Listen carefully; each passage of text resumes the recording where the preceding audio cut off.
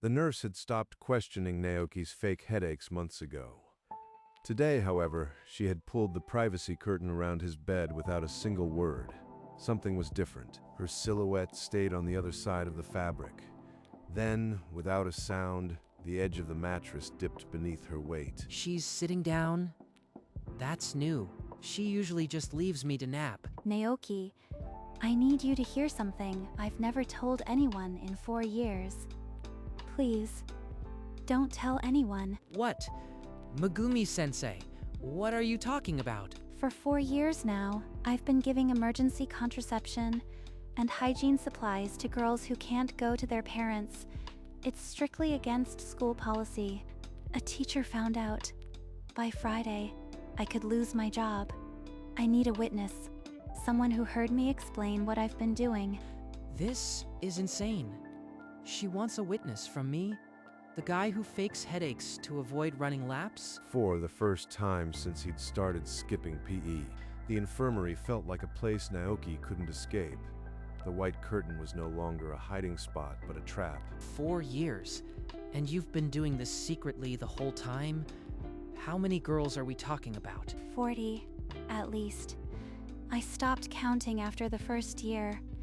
Each one couldn't get help anywhere else. School policy forbids giving any medical supplies or counseling without parental consent. I've broken that rule every single time for 40 girls. So what happens now? A hearing?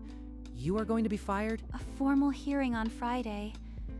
The board will decide my future. I have no one to speak for me. Here, these are the records. See for yourself. Naoki took the folder with trembling fingers.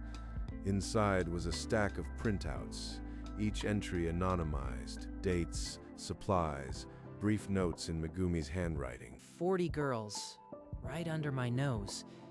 And I was too busy faking headaches to notice anything. The entries blurred into a single story of desperation. A girl too afraid to tell her parents, a sister hiding a crisis, a student on the edge. They all came to me because they had nowhere else. Not their parents, not their teachers. This school failed them. For the first time, the infirmary felt like the center of something immense.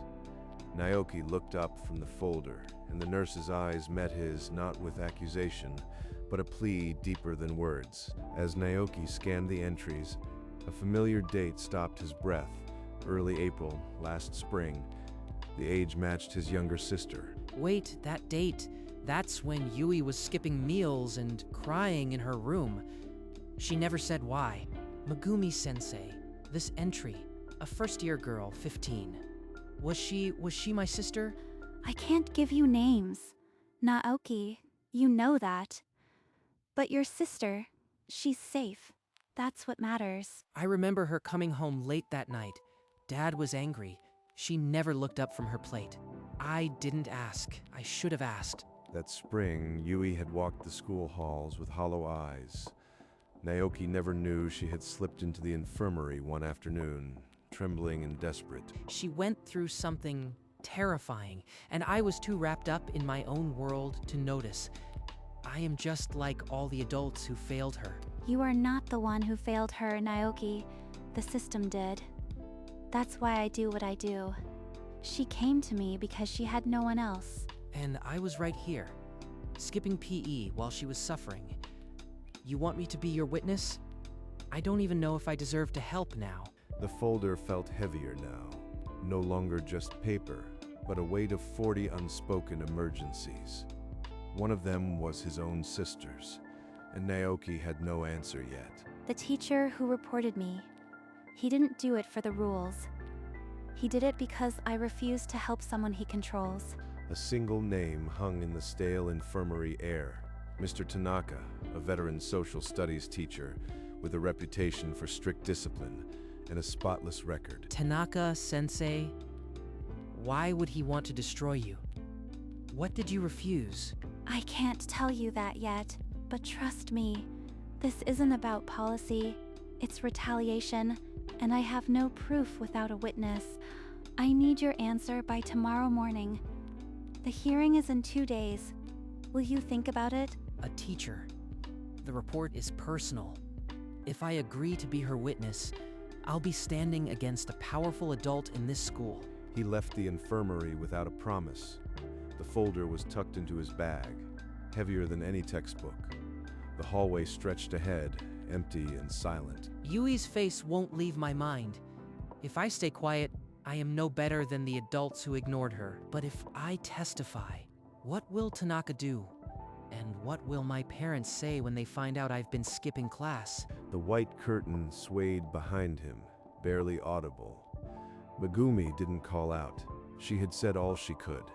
Now the choice was his. That evening, Naoki sat across from his sister at the dinner table. Yui kept her eyes on her plate, pushing rice around like a child hiding a secret. She hasn't looked at me once tonight. Does she know I found out? Or is she still carrying that fear from last spring? The silence between them felt heavier than any argument. Naoki remembered that spring, Yui coming home with puffy eyes, locking her door, refusing to speak. I didn't ask then. I was too scared of what she might say, but now, I can't afford to be a coward anymore. I need to know why Tanaka really reported her. Megumi said she refused to help someone he controls. That's not enough. I need the whole truth. Tanaka-sensei, he's on the school board's good side. If I go up against him, I might be the one who ends up in trouble. But if I don't, Megumi loses everything. And the next girl like Yui will have nowhere to go. He pulled out the folder from his bag and set it on his desk, the edges worn from being carried. He couldn't open it in front of his family. Tomorrow morning, I am going back to the infirmary. I'll hear everything she has to say. Only then can I decide. Outside his window, the streetlights flickered on. Naoki didn't sleep well that night. The curtain had closed, but the weight of it followed him into the dark. Before the first bell, Naoki returned. Megumi was waiting, seated on the same bed, the curtain still drawn. I am back, but I need the whole truth. The real reason Tanaka is coming after you. His daughter came to me 3 months ago, 16, terrified. I listened, and what she described, it wasn't a boyfriend. It was her father. Tanaka's girl had bruises hidden under long sleeves, a silence that screamed louder than tears. Megumi recognized the signs. I refused to give her what she asked for without reporting the abuse. When Tanaka found out, he filed his complaint the next week. She had kept evidence, saved text messages, a handwritten note from the daughter, time-stamped before the report. He's not just retaliating, he's covering up his own crime. You have proof of abuse. Why hasn't the board seen it? Because without a witness, they'll dismiss it as circumstantial. Tanaka has allies. I need someone who heard me now. The infirmary clock ticked. Naoki's decision was no longer about fear or skipping class. It was about stopping a cover-up. The hearing is on Friday. I have no one else. If I lose more than my job. I lose my license. I could never practice again. She's risking everything she worked for. And I am the only one who can stand up and say she told me the truth. And if I testify, what happens to me? Tanaka will smear me. My parents will find out I've been skipping class. I won't lie to you. It could be ugly. He may bring up your truancy, but the truth is stronger than his lies. I've spent 2 years hiding from PE. Now, I'd be exposing myself to the whole school board. The infirmary seemed smaller now, the curtain pressing in. Naoki's hands clenched the edge of the mattress. I am not asking you to be a hero, Naoki. Just a witness. Just someone who heard me and can repeat it. Give me until tomorrow morning. I need to think. Away from this room. I'll give you my answer then. Tomorrow morning, I'll be here. Whatever you decide. Thank you for listening. He left the infirmary again, the weight of the folder still in his chest. The clock behind him marked only 12 hours until he had to choose. That evening, Naoki found Yui in her room, homework untouched. The house was too quiet. Yui, can I ask you something? Have you ever gone to the nurse's office for something you didn't want to talk about? Why would you ask that? It's none of your business. I am sorry. I just need to know if someone helped you last spring. It's important. Yes, I went. Last spring, Megumi-sensei helped me when I was terrified. I couldn't tell you, or Mom or Dad. I was so scared. She gave me what I needed and listened. She saved me. If it weren't for her, I don't know what would have happened. Please, Naoki. If something is happening to her, you have to help. She doesn't deserve to lose everything. Naoki pulled his little sister into a hug, her words shaking against his chest. He still said nothing, but the decision was already made. I'm going to testify for Yui, for all the girls, and for Megumi. The night stretched on, but Naoki's mind was finally still. By morning, he would speak the words that had been waiting since the curtain first closed. The next morning, Naoki entered the infirmary without faking a single symptom. Megumi was already seated, the folder open on her lap. I'll do it. I'll be your witness. You came back. I wasn't sure you would. Thank you, Naoki. She handed him a handwritten list of points, dates, the policy he'd heard violated, the phrase she'd used when she first whispered. Give me the real words, not just the script. I need to say it like me. Say it honestly. Just repeat what I told you when I closed the curtain. The board needs to hear the truth, not a performance. They rehearsed in the sealed room, the curtain still drawn. Naoki's voice grew steadier with every run-through. Who will be in that room? Just the principal? The full board, teachers, staff. Tanaka will have an attorney. It's a hearing, not a conversation. The weight of a room full of adults settled onto Naoki's shoulders.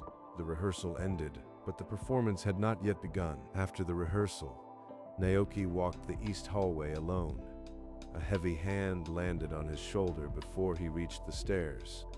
You've been spending a lot of time in the infirmary, Akita. Word travels fast. A student like you shouldn't get tangled in things that don't concern him. He's already threatening me. If I flinch now, everything we rehearsed means nothing. A boy with your truancy record has a lot to lose. I'd hate to see the committee discuss your habits as well. I am not hiding anymore, sir. Not from PE, and not from the truth. Tanaka's hand lifted slowly. His smirk didn't fade, but something behind his glasses flickered. He walked away without another word. That evening, Megumi found him in the courtyard. She pressed a small silver keychain into his palm, a tiny stethoscope charm. I've carried this since nursing school. It reminds me why I started. I want you to have it. Naoki, you are the reason I can keep going. I feel like I just passed a test I didn't study for, but I am not going to fail her now. The keychain stayed in his pocket as he walked home. Tomorrow at 9, the boardroom doors would open. One way or another, the school would hear the truth. That night, Naoki lay in bed, eyes open, the keychain pressed against his thigh through the pocket of his pajamas. Sleep wouldn't come. He sat up and pulled out the folder again. The edges were soft now from being opened so many times. 40 entries. 40 lives I never saw. And one of them is my sister's. I can't look away anymore. He touched the small stethoscope charm. 4 years of Megumi's quiet, unsanctioned care rested in that metal. He wouldn't let it end. He took a blank notebook and began to write. Not a script, his own words, the truth he should have seen sooner. Tomorrow, I won't just say what she told me. I'll say what I saw, what I ignored, and why I won't ignore it anymore. He wrote about Yui without naming her, about the spring when he'd been too absorbed in skipping class to see her pain. The night grew late, but his hand didn't stop. When he finished, the page was filled, a testimony no rehearsal had prepared. He closed the folder and tucked his statement inside. The keychain went back into his pocket, a silent promise for the morning. I was never just skipping PE, I was running from everything. Not anymore. At 8:45, Naoki arrived outside the boardroom. Megumi was already there, leaning against the wall, her nurse coat perfectly pressed, but her hands clasped too tight. You look calmer than I feel. Whatever they decide, Naoki, I am grateful, more than you'll know. Don't say that, like it's already over. We haven't started yet. The heavy door swung open without a sound. A staff member gestured them inside. Mr. Tanaka was already seated at the respondent's table, his attorney beside him. His smirk was a silent statement. He's treating this like a formality, like she's already guilty. Principal Sato took her place at the head of the room. The board members' eyes shifted to the front. This hearing is convened to examine whether school nurse Megumi violated policy by providing unauthorized medical supplies and counseling to students. The words hung in the air like a verdict waiting to be written. All eyes turned to Megumi. She met them without flinching. The first question was only a breath away. Tanaka's attorney rose. In clipped, professional tones, he listed every policy Megumi had broken. Each a nail in the coffin the board was already assembling. I witnessed her actions firsthand. Unsupervised dispensing of medication, secretive consultations behind closed curtains, a clear liability to our school and its students. I followed my oath as a nurse. When a student comes to me terrified and alone, my duty is to care, not to demand parental consent that might never come. The board members' pens moved, but no one spoke. Their faces were stone walls, giving nothing away. Your response is noted, Ms. Megumi. The defense may now call its own witness to the stand. Naoki Akita, please come forward and take the witness seat. Naoki stood. The chair scraped against the floor, and every eye in the room pulled toward him like a magnet. He walked to the stand, the small keychain pressing into his thigh. The edges of his handwritten statement crinkled in his grip. He faced the board. The same adults who had ignored 40 girls for years now waited for a single boy to speak. The oath was spoken. The truth was all that remained, and Naoki opened his mouth to give it. I was in the infirmary that afternoon, waiting for her to ignore me like always. Instead, she closed the curtain and whispered something no one had heard in 4 years. She told me she gave emergency contraception and supplies to girls who couldn't go to their parents. 40 girls over 4 years. I saw the records, each one a crisis. The board members' pens stopped moving. Some looked up for the first time. I wrote a statement last night. With the board's permission, I would like to read it. Last spring, a first-year student came in shaking. She couldn't speak to her family. Megumi-sensei didn't just give her supplies, she gave her time. She told her she was safe. Objection. This is dramatic and irrelevant. The charge is policy violation, not compassion. The testimony relates directly to character and motive. Overruled. Proceed. That student left the infirmary with more than medicine. She left with hope. And I know that because I saw it. Silence fell.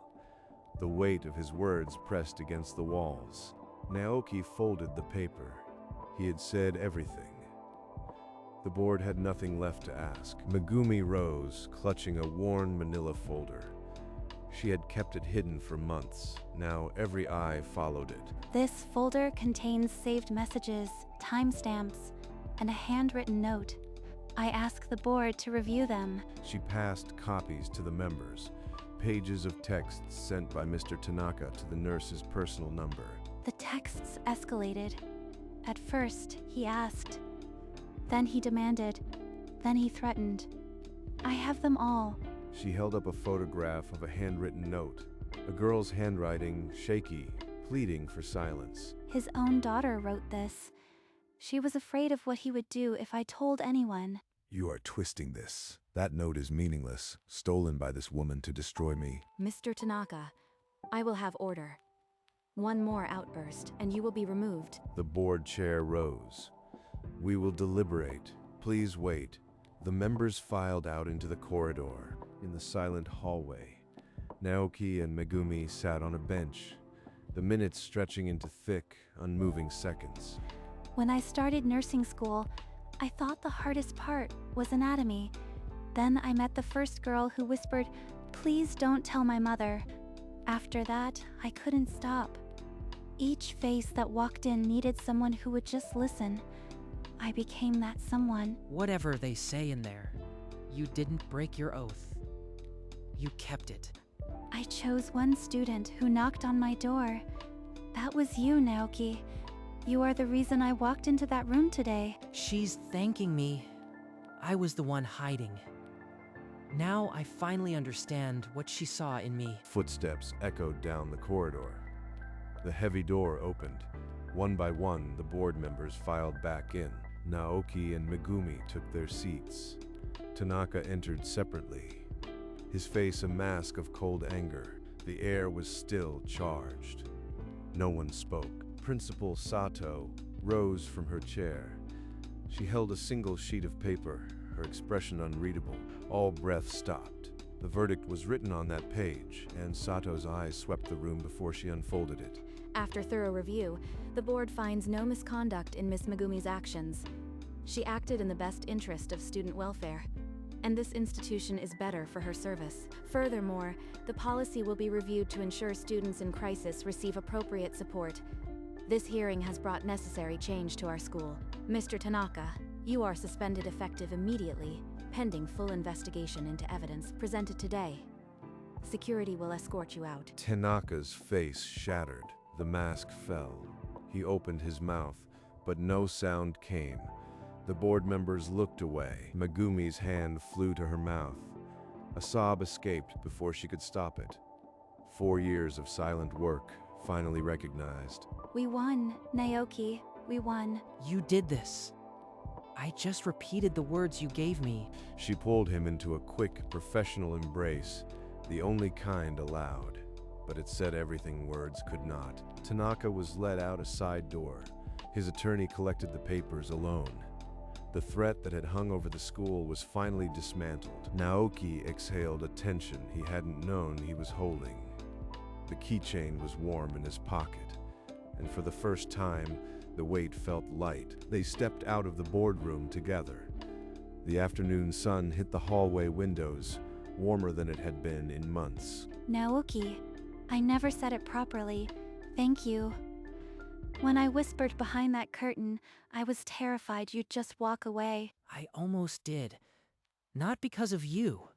Because I was a coward hiding in the nurse's office to avoid PE. I hated running laps. Figured if I could get out of it, I'd take any excuse. So that's why you always had a headache on PE days. I thought maybe you were allergic to the whistle. They laughed, a small burst of relief that echoed down the empty hall. She looked lighter now, the lines around her eyes softer. I never realized how much weight she was carrying. I should get back. The infirmary won't run itself. You are welcome to study there anytime, you know. Maybe I'll actually show up for PE tomorrow. Or maybe I'll just keep her company instead. The hallways felt different now, less like corridors to skip and more like roads he was finally ready to walk. Weeks later, the morning notice board carried a formal statement. Mr. Tanaka's investigation uncovered a pattern of misconduct. He was dismissed before the year ended. Megumi received a formal apology from the board. She read it once, set it on her desk, and returned to her work without a word. Naoki began spending afternoons in the infirmary, studying, not hiding. The white curtains stayed open, letting in the light. You've changed, Naoki. You don't avoid talking anymore. I think I am ready to talk too. I am listening whenever you are ready. Colleagues who had once looked away began to stop by the infirmary, a coffee, a quiet word of support. The silence around Megumi had broken. A new health program was launched, inspired by the hearing. Students now had a designated pathway to confidential support. Because of her. Because she whispered one afternoon and I finally listened. A letter arrived nominating Megumi for a National Educators Award. She set it aside with a small, private smile. She had already decided her answer. The infirmary bed was empty, but the room no longer felt like a place to hide. It was simply a place where everything had changed. The nomination letter arrived in a cream envelope, embossed with a national seal. Megumi read it twice, then opened a blank drawer and pulled out a plain sheet of paper. She wrote slowly, thanking the committee, acknowledging the honor. Then the final line, "I must respectfully decline." Naoki arrived for afternoon study and noticed the half-folded letter still on the desk. The word decline caught the light. Sensei, this is a national award. You are turning it down? I did this for the girls, not for a plaque. Every time one of them trusts me again, that's the only award I need. She never wanted recognition. She just wanted to be there when someone knocked. Then I won't skip PE Friday. I'll be out there running laps for you. I'll believe it when I see it, Akita, but maybe I'll keep the first aid kit close, just in case. She sealed the decline in the envelope and placed it beside a small box of thank you notes from the girls. Both held equal weight now. Naoki returned to studying, and the room settled into its new rhythm, the sound of turning pages and gentle breathing, safe and open. Graduation day arrived with a bright June sky. Rows of students in cap and gown filled the schoolyard, families waving from the sides. Naoki walked across the stage to accept his diploma. His steps were steady, his back straight, a far cry from the boy who had hidden in the infirmary among the staff. Megumi watched from the front row, her nurse coat replaced by a soft lavender dress. She lifted her hand in a small wave, eyes glistening. After the ceremony, Megumi found Naoki among the graduates. She held a pen, her expression gentle but deliberate. Before you vanish into the adult world, let me sign your yearbook. She took the yearbook and opened it to a blank page. Her handwriting moved across the paper in elegant, unhurried strokes. In elegant script, she had written, "Thank you for skipping PE, Megumi."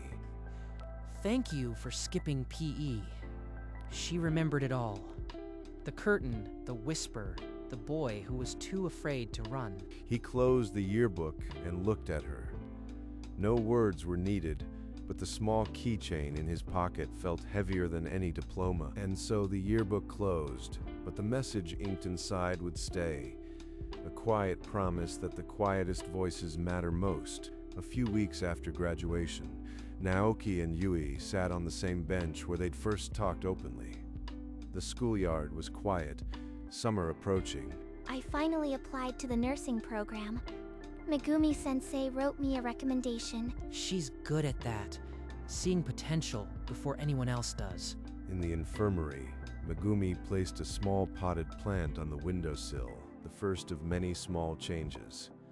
The room felt brighter now. She paused at the window, looking down at the students crossing the yard. A new notice board listed the confidential support program, her legacy quietly accepted. The white curtain, once a barrier, now swayed gently in the summer breeze. It cast soft shadows across the empty bed. The bed was neatly made, no longer a hiding spot. A small box of thank you notes sat on the desk, and the plant's leaves caught the light. No one was there to fake an illness now, but the door remained unlocked, as it always would be. And if anyone ever whispered behind that curtain again, she would be there, listening. Thank you for skipping PE.